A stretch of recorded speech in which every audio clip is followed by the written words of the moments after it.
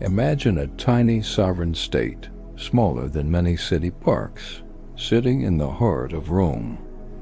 Yet it commands immense wealth, hidden in vaults, properties, stocks, and secret accounts.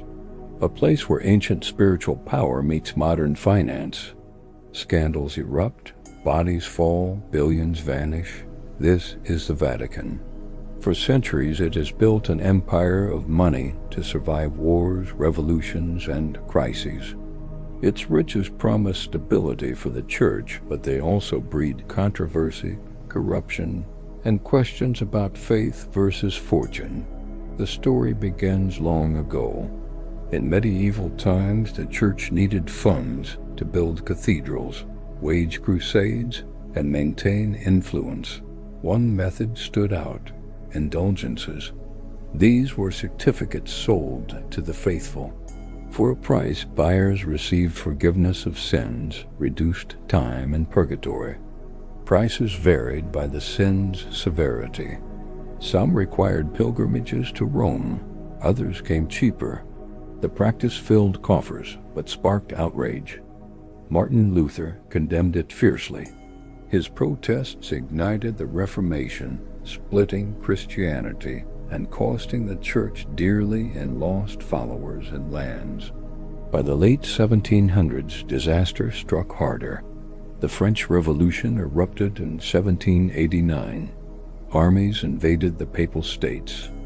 In 1798, Napoleon seized Rome. Pope Pius VI was taken prisoner and died in exile in France the next year. The papal treasury emptied. Power crumbled. When the Papal States restored after Napoleon's fall, debt weighed heavy. The Vatican borrowed 40 million francs, a massive sum then, from James de Rothschild. The famous banker became the papal financier.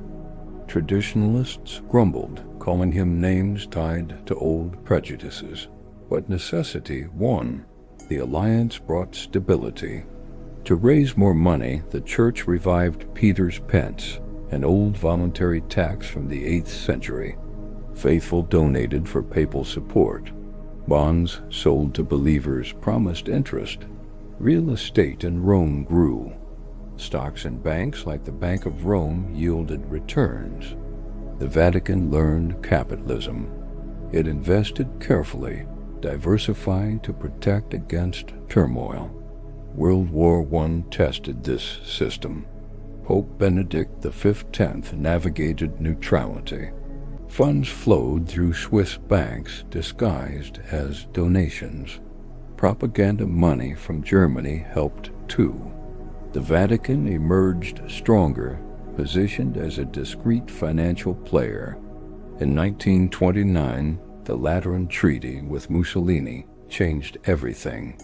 Vatican City became independent. Compensation arrived, 750 million Italian lira in cash, plus 1 billion in bonds. Pope Pius XI appointed Bernardino Nogara to manage it all. Nogara, an engineer with sharp financial instincts, acted boldly. The Great Depression hit in 1929. Markets crashed. He declared a holy year in 1933, drawing donations. He hoarded gold as a hedge against currency devaluation. He bought real estate across Europe, France, Britain, Switzerland. Through holding companies, he arbitraged bonds and stocks. By 1936, the Vatican weathered the storm better than most. World War II brought greater risks. Nogara shifted assets to neutral Switzerland and the United States. He secured exemptions from sanctions through clever investments.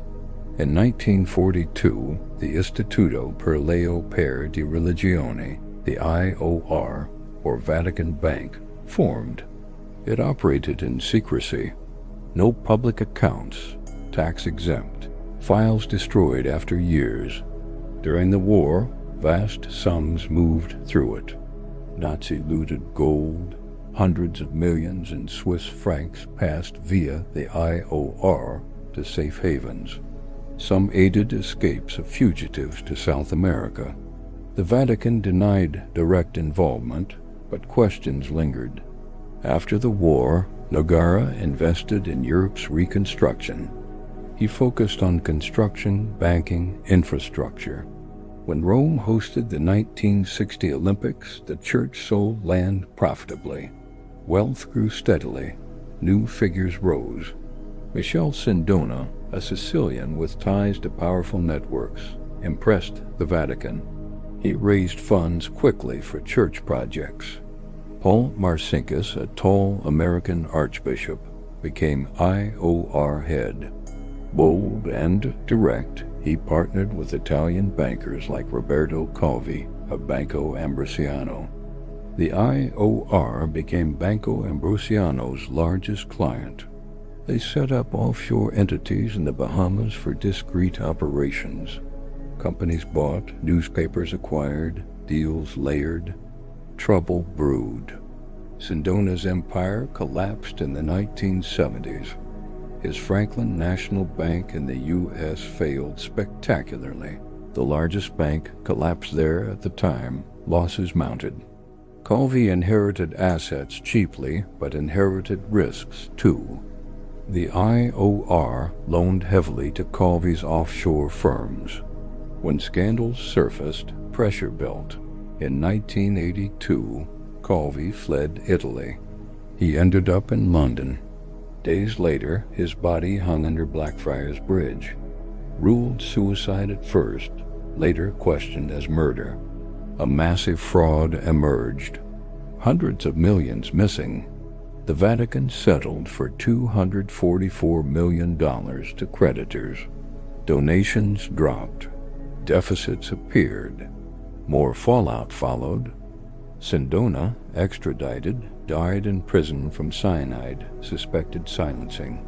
Marcinkus faced warrants but stayed protected by Vatican walls. In the 1990s, reforms attempted. Ethical bankers took over. Yet shadows persisted. The 2000s brought fresh crises. Investigations revealed widespread sexual abuse by clergy. Cover-ups by bishops drained dioceses. Settlements bankrupted some in the U.S., Ireland, Australia. Schools closed. Pensions tapped. Peter's pence fell. Trust eroded. Leaks in 2012 exposed internal corruption. Documents showed mismanagement. Pope Benedict XVI faced turmoil. He resigned in 2013, a rare step. Pope Francis arrived with promises of change. He pushed transparency. The IOR published reports. Scandals reduced. Catholic numbers grew, especially in Africa and Asia, reaching over 1.3 billion faithful. Today, the Vatican owns thousands of properties worldwide. It holds stocks, bonds, real estate. Wealth sustains missions, charities, diplomacy, yet questions remain. How does spiritual authority align with financial power? Scandals remind that even sacred institutions face human flaws. Secrecy protects, but it also invites suspicion. The Vatican's wealth story is one of survival. Through indulgences, loans, investments, wars, depressions, it endured. It adapted to modernity while clinging to tradition. Critics see exploitation. Supporters see necessary stewardship. In the end, this small state wields outsized influence, not just in faith, but in the world's hidden flows of money and power. If this story touched your heart or sparked your curiosity, hit that like button, share it with friends who love deep history, and subscribe for more real stories from hidden corners of the world. Follow along, let's keep uncovering these truths together.